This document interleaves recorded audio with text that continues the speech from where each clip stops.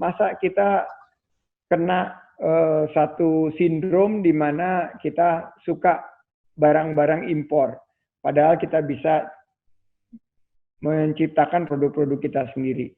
Kita harus cinta produk-produk dalam negeri, terutama pangan.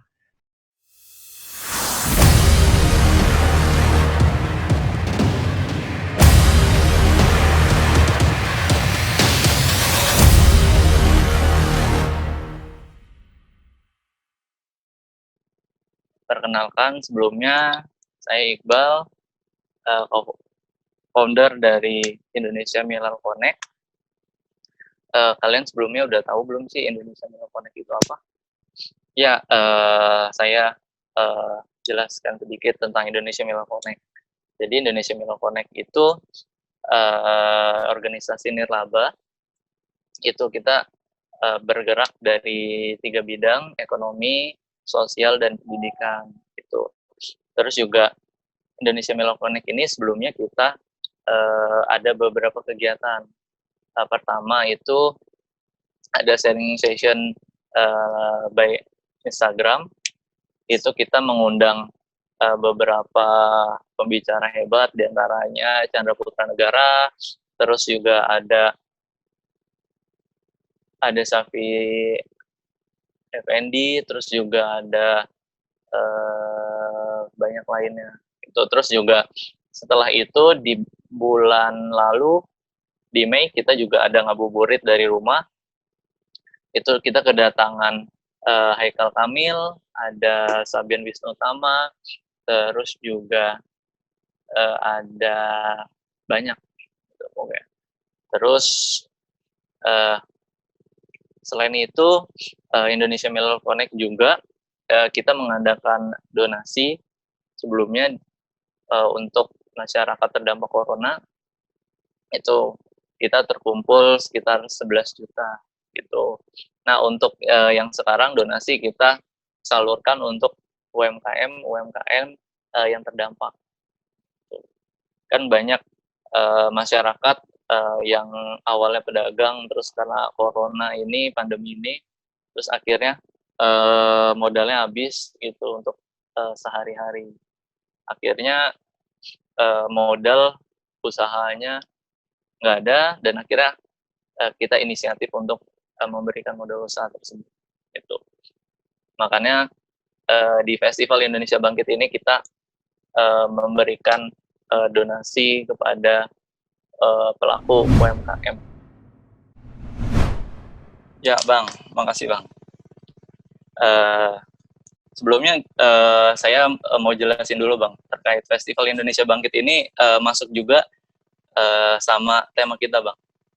Jadi Festival Indonesia Bangkit ini kita buka juga nanti uang pendaftaran ini untuk didonasikan untuk UMKM gitu kan. UMKM sekarang kayak contoh misalkan pedagang kue itu karena pandemi ini modalnya habis gitu kan, karena di rumah aja, terus nanti kita salurkan permodalan gitu Bang. Dan alhamdulillah sampai saat ini sudah terkumpul sekitar 112 juta Bang. Wow, keren banget, luar biasa. Dan ini berapa lama ya Indonesia Millennial Connect ini total jumlah harinya dari kita berkumpul semua? Untuk sesi Festival Indonesia Bangkit ini kita 21 hari Bang. Dari tanggal 7 sampai 27 Juni gitu. Nanti di closing ada Mbak Najwa Shihab sama Wirda Mansur. Wow, gitu. Keren banget ya. Jadi ini merupakan yang terbanyak dan terlama berarti ya dari segi festival. Dan paling banyak juga partisipasinya dari teman-teman milenial seluruh Indonesia ya. Ya. Mohon doanya aja Bang. Jadi ini Iqbal ini merupakan leaders yang timbul karena pandemi COVID-19. Jadi setiap pemimpin ini ada masanya, dan kali ini masanya nih pemimpinnya Iqbal nih, masa pandemi kita. Selamat untuk Iqbal. Ya, makasih Bang. Nah, kita ngomong-ngomong tentang UMKM nih Bang. Ya. Nah, boleh sedikit cerita Bang, perbedaan dari sebelum sampai sekarang kan masih masa transisi nih Bang. Gimana menurut Abang? Pendapat Abang? Ya, bagi saya sih ini masa-masa yang sangat sulit ya buat UMKM karena kita melihat bahwa UMKM ini betul-betul terdampak secara signifikan pada saat COVID-19 ini. Jadi kalau kita lihat bedakan dengan krisis-krisis sebelumnya, bahwa UMKM ini kali ini terpukul jatuh di ronde-ronde pertama. Tapi ternyata yang menarik adalah juga timbul peluang-peluang baru di tengah pandemi COVID-19. Kalau saya boleh share screen, saya ingin share tentang justru teman-teman Millennial Connect ini, Indonesia Millennial Connect, mestinya bisa menangkap satu peluang yang muncul di tengah pandemi ini. Saya sebutnya sebagai peluang untuk belajar membuka usaha. Jadi kalau kita lihat kan tadi sudah disampaikan bahwa di tengah pandemi ini UMKM terdampak secara negatif secara signifikan. Nah ini kalau kita lihat topografi ekonomi Indonesia 99% ini digerakkan oleh UMKM. Lapangan kerja kalau kita bilang ada sekitar 2 juta yang kehilangan lapangan pekerjaan dan 15 juta sektor informal yang kehilangan mata pencariannya, ini adalah 97%-nya adalah UMKM. Sementara dari segi produk domestik bruto, ekonomi kita ini 60% digerakkan oleh UMKM. Namun sayangnya, mereka ini banyak yang menjadi pengusaha ini karena keterpaksaan, bukan karena satu rencana yang disiapkan sebelumnya. Nah, oleh karena itu, baru 3 dari 10 UMKM kita yang sebetulnya sudah menjadi entrepreneur.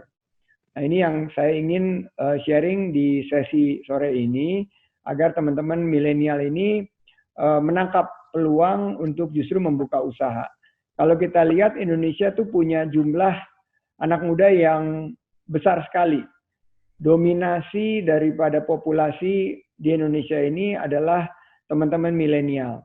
Sementara populasi online kita nomor 6 terbesar di dunia. Jadi kalau kita lihat 60% masyarakat kita yang notabene populasinya banyak milenialnya ini sudah terhubung dengan internet. Dan pasar e-commerce kita apalagi di tengah pandemi ini justru meningkat. Sekarang menjadi yang terbesar di ASEAN dengan 21 miliar dolar besar pasarnya dan terus bertumbuh. Bertumbuhnya ini fenomenal sekali. Setelah krisis pandemi COVID-19 ini naiknya antara 75 sampai 150%. Nah, peluangnya ada di mana saja? Ini yang saya ingin share hari ini, Bro Iqbal dan teman-teman Indonesia Millennial Connect. Sektor kesehatan, fasilitas kesehatan, alat kesehatan ini meningkat secara tajam. Teleconferencing dan education, massive online open course ini juga meningkat. Digital, terutama juga yang berkaitan dengan work from home. Digital equipment, perangkat digital ini meningkat secara luar biasa. Terus makanan, food, biotech yang berkaitan dengan pencegahan penularan virus COVID-19 ini. Termasuk di sini juga jamu.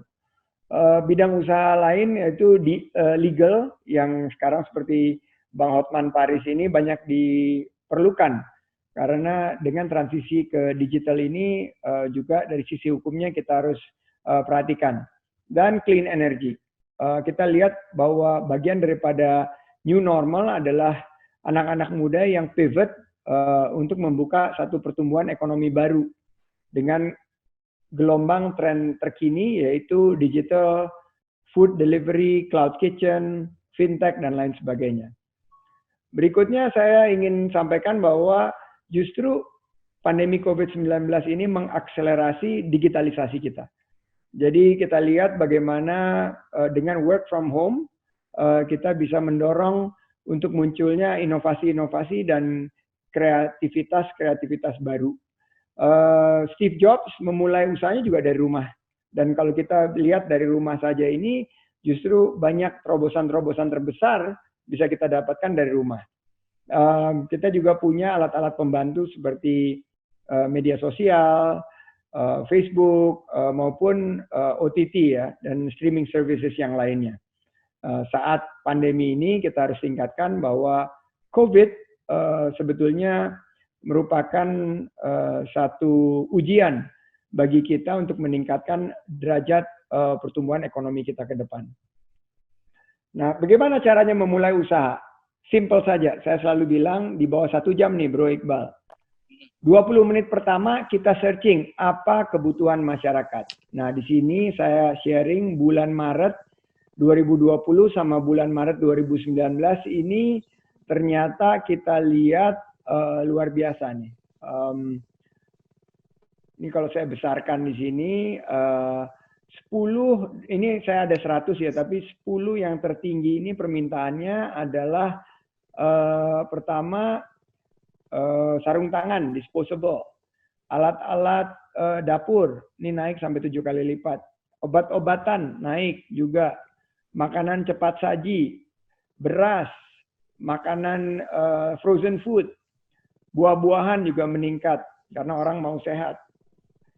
Peralatan olahraga di rumah ini meningkat sampai 3 kali lipat. Susu maupun alat-alat seperti hand sanitizer maupun juga masker dan lain sebagainya. Jadi ini peluangnya. Nah, setelah itu kita itu 20 menit pertama, berikutnya kita yang kedua adalah kita lihat ini buka nomor rekening di payment online, itu juga hanya perlu waktu 10 menit saja.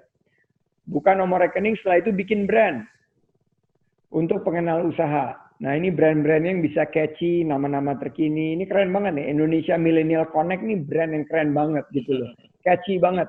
Dalam waktu 5 menit kita bisa dapat brand yang keren. Misalnya, saya baru bikin brand Ultimate You pada saat pandemi COVID-19 ini dan saya ingin luncurkan kira-kira bulan Agustus ke depan.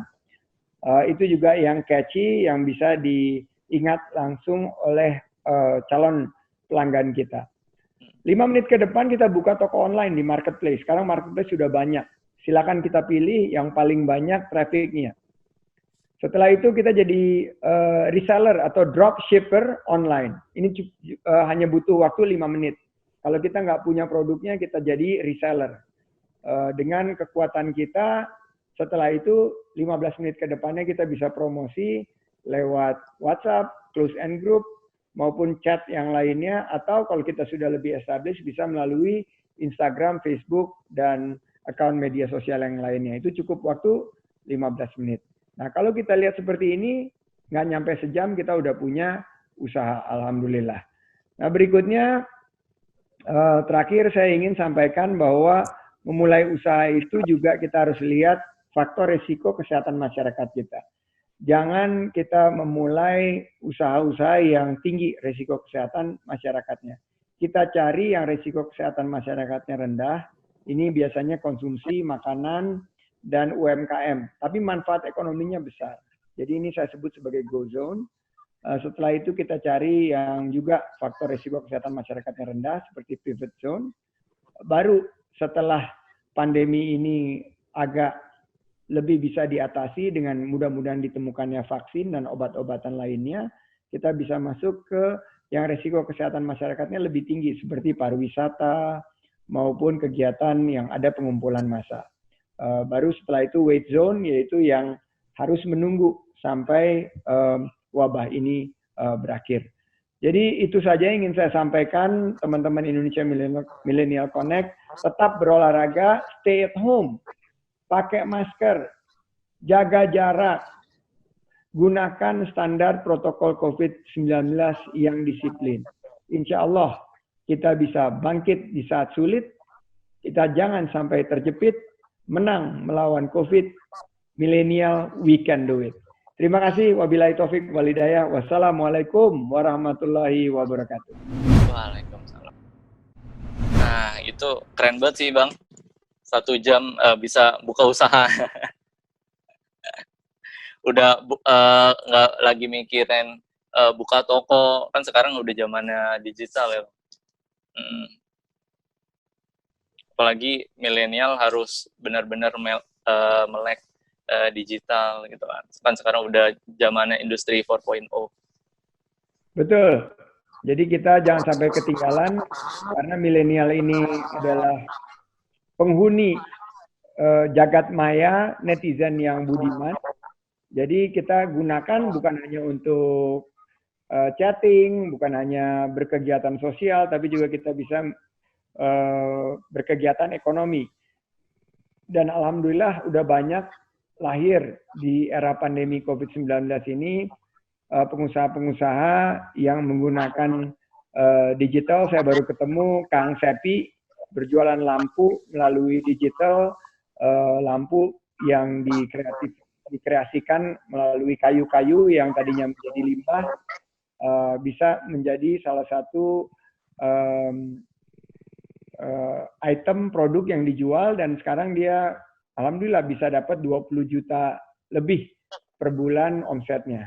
Juga ketemu dengan Ibu Lis yang menjadi penjual jamu empon-empon, sekarang omsetnya bisa 100 juta. 100 juta per bulan. Itu karena kebetulan pada saat pandemi gini orang-orang ingin meningkatkan imunitasnya, dan salah satu cara atau upaya meningkatkan imunitas kita adalah melalui konsumsi jamu. Jadi hal-hal seperti inilah teman-teman, Mbak Leli Nurafita, Mbak Safira, Mulfraini, semuanya saya dorong ya.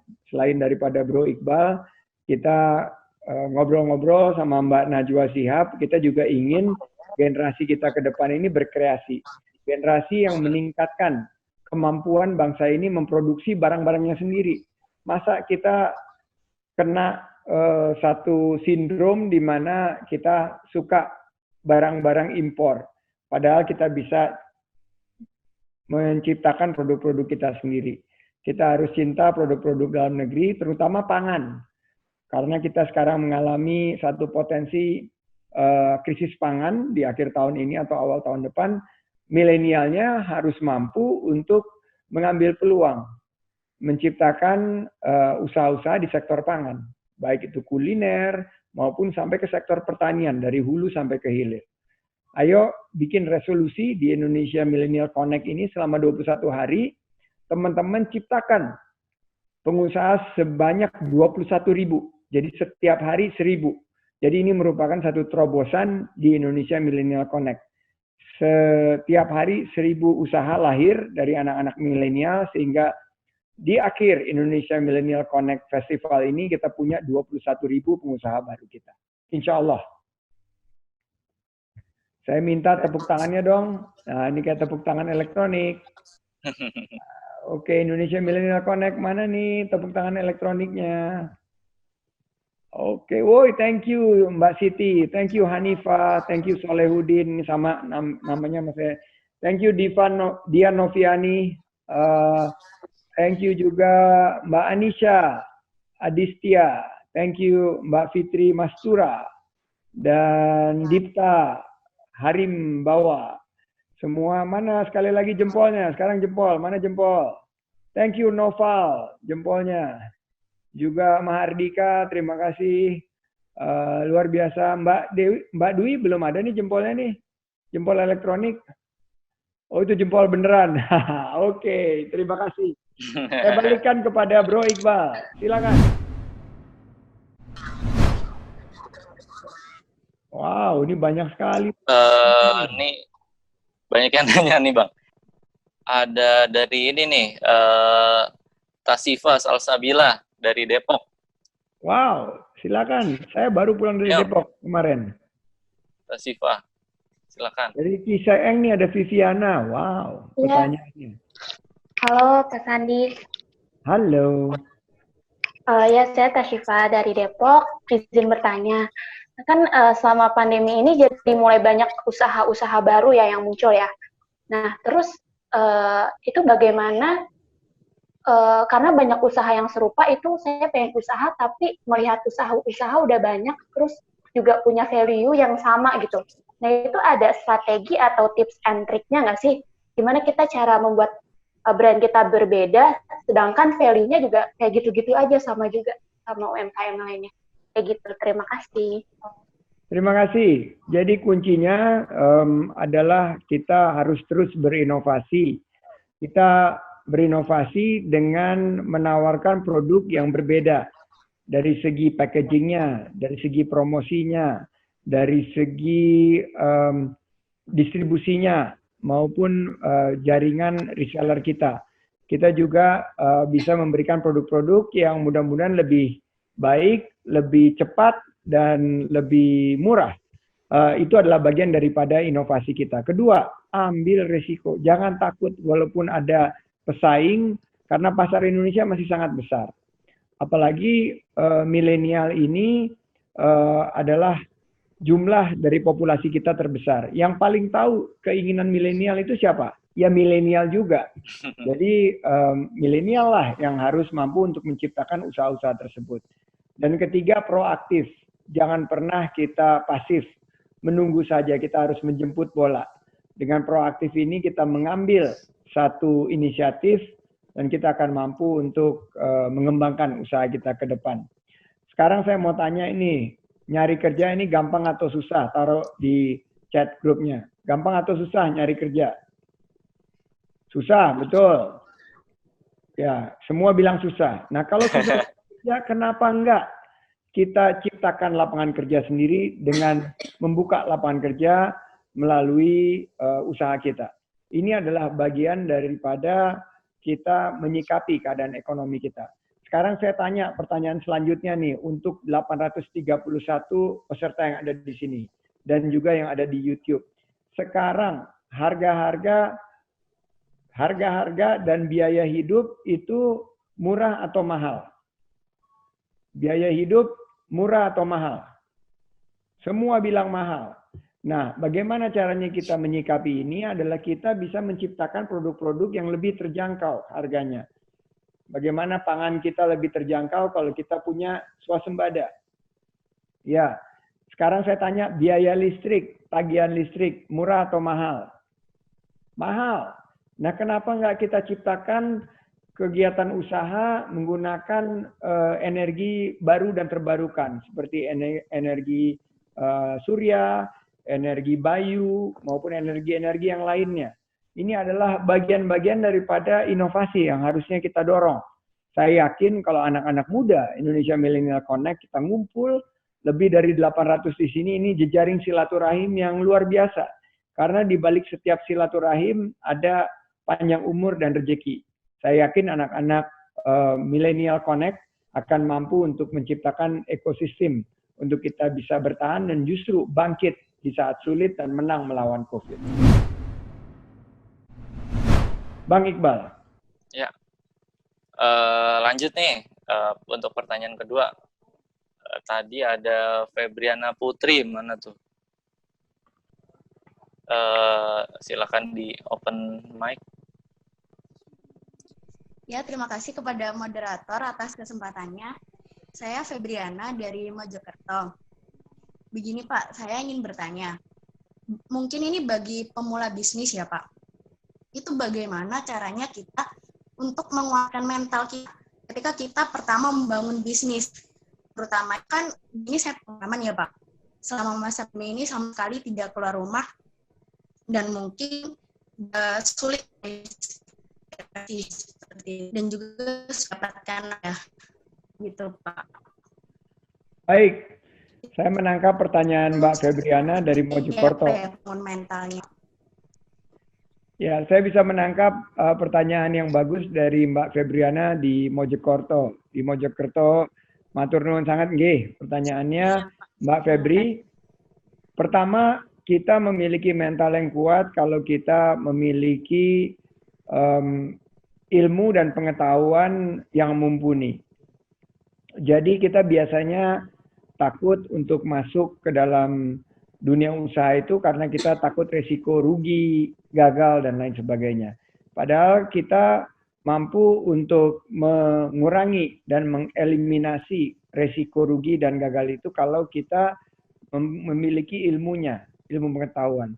Jadi saya selalu mendorong, lakukanlah kegiatan-kegiatan yang meningkatkan pengetahuan kita terhadap usaha, seperti melakukan partisipasi di webinar seperti ini. Kita akan temukan ilmu-ilmu.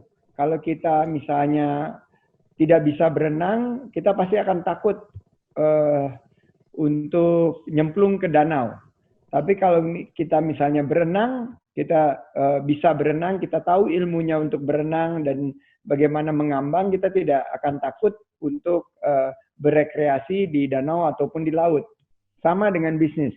Membangun mental yang kuat, kita harus tahu ilmu pengetahuannya. Kedua, adalah kita memiliki pendamping. Kalau kita masuk ke kamar sendiri, gelap, biasanya kita takut kan? Kalau kita masuknya bertiga atau berempat, kita kurang rasa takutnya. Mental kita jauh lebih kuat. Jadi saya mendorong kalau kita memulai usaha pertama kali, kita bersama-sama dengan rekan-rekan kita, dengan sahabat-sahabat kita yang memiliki visi dan misi yang sama. Itu yang kedua. Jadi pertama, ikuti pelatihan. Kedua, ikuti program untuk memulai usaha bersama-sama dengan rekan-rekan. Dan yang terakhir, bahwa kita harus punya etos kerja 4As yang selalu saya bilang. Kerja keras, kerja cerdas, kerja tuntas, dan kerja ikhlas. Karena saya yakin bahwa kalau kita kerja keras, kita akan dibukakan jalan untuk menjadi orang yang sukses. Tapi nggak cukup, kita harus juga kerja cerdas. Gunakan ilmu pengetahuan, teknologi, juga Internet of Things, digitalisasi. Setelah itu kita selesaikan upaya kita dengan bekerja tuntas. Setelah itu kita serahkan kepada Allah Subhanahu wa taala, Tuhan yang Maha Kuasa, karena ikhtiar itu murni upaya manusia, tapi hasilnya adalah 100% di tangan Allah, di tangan Tuhan yang Maha Kuasa. Jadi kalau kita bekerja secara ikhlas, insya Allah rezeki itu tidak akan pernah tertukar. Dan kalau kita bekerja dan berikhtiar yang luar biasa, biasanya Allah akan memberikan kemudahan kita untuk mendapatkan rezeki dan kita akan sukses untuk menjemput rezeki. Sukses untuk meningkatkan mentalnya Mbak Febriana di Mojokerto, dan Mojokerto ini daerah yang sangat potensi ya dari segi agribisnisnya. Saya pernah ke Pacet, di sana ketemu dengan petani-petani yang cukup sukses. Dan saya melihat bahwa kalau anak-anak muda Mojokerto bisa berkembang ya untuk di sektor pangan dengan tanah yang subur, saya yakin ekonomi Indonesia akan kuat dan bangsa kita akan menjadi bangsa yang maju, sejahtera, adil, makmur, baldatun, toyibatun, warabun ghafur. Matur nuwun, Mbak Febriana. Ada dari Aprilia Kusuma nih Bang. Tanya terkait meyakinkan masyarakat Indonesia untuk cinta akan produk dalam negeri nih Bang. Berkaitan tadi Bang Sandi bilang, kalau kita harus cinta sama produk buatan Indonesia gitu kan. Jangan sampai kasus batik itu terulang lagi gitu.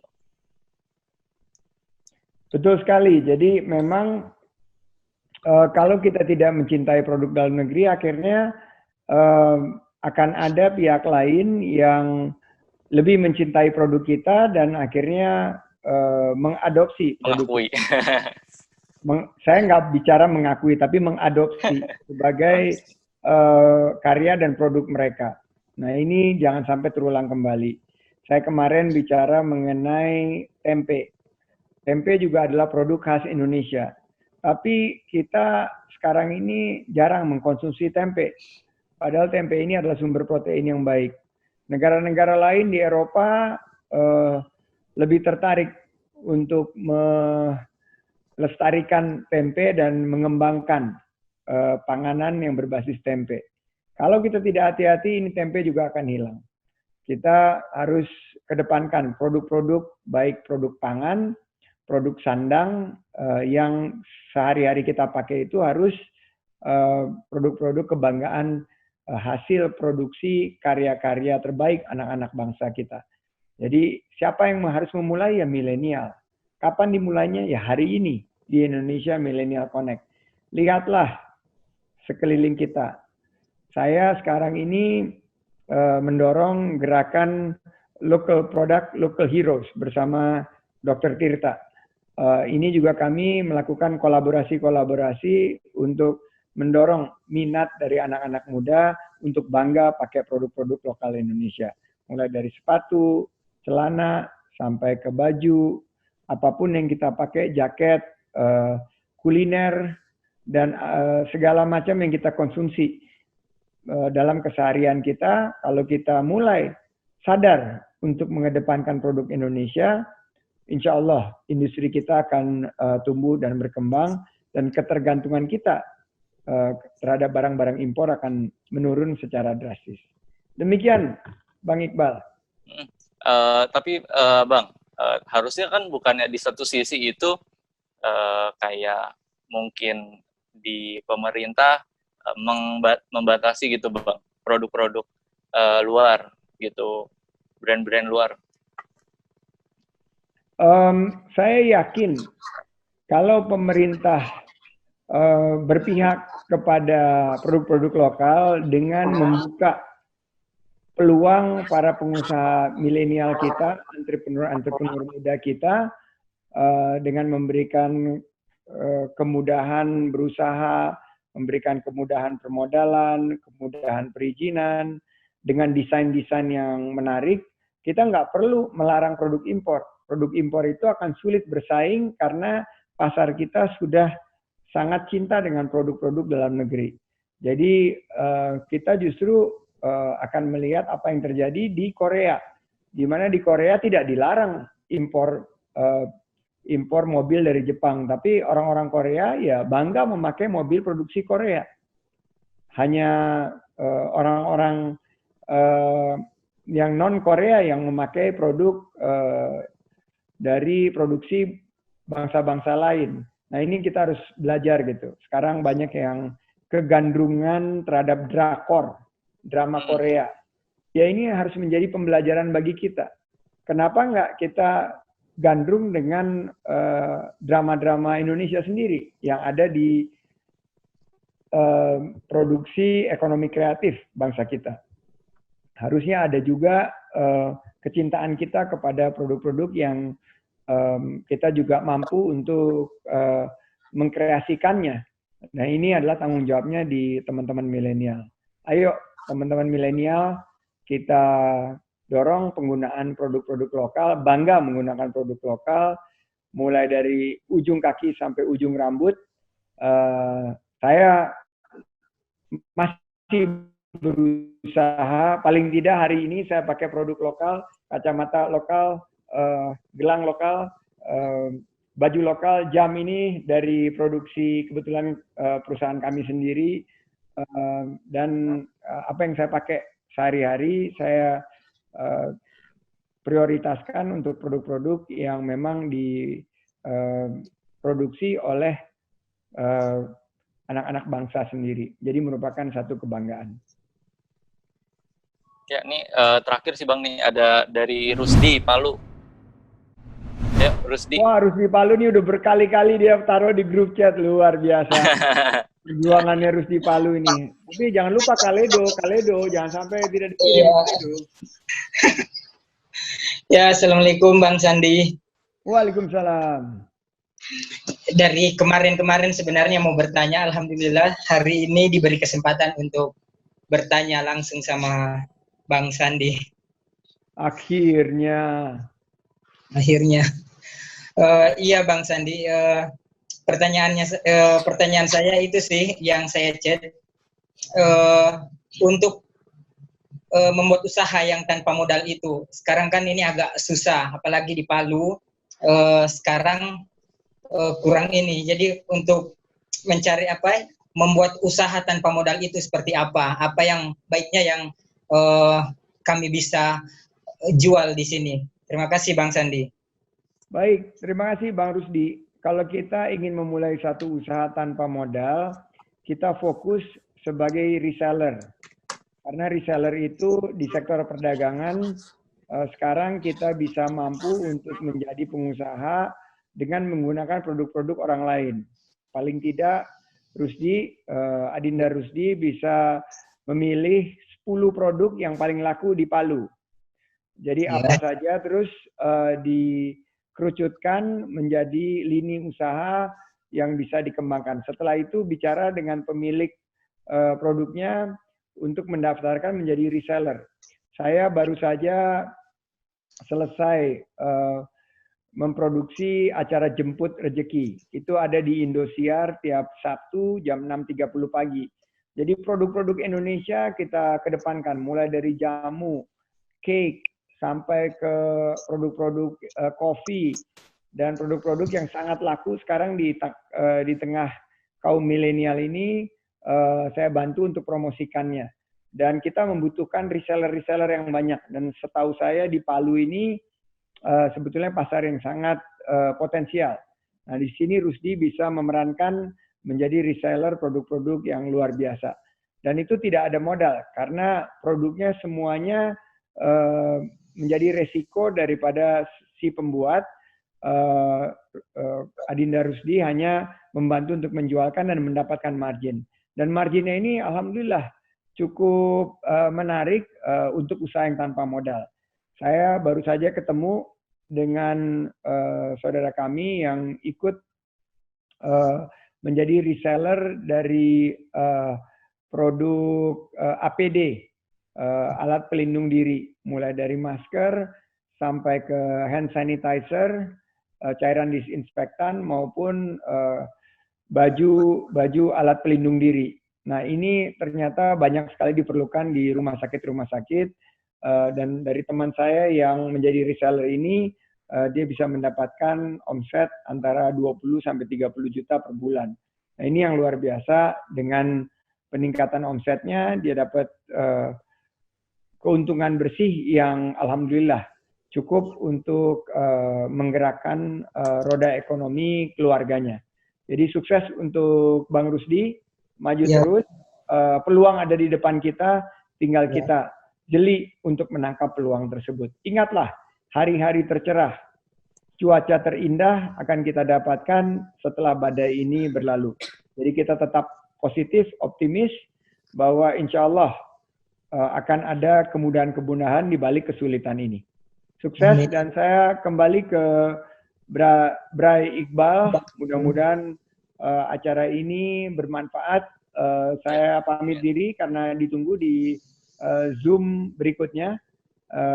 Saya sampaikan sukses untuk Indonesia Millennial Connect, dan kami di OKOC Indonesia, Rumah Siap Kerja, sangat tertarik untuk bisa bekerja sama dengan Indonesia Millennial Connect.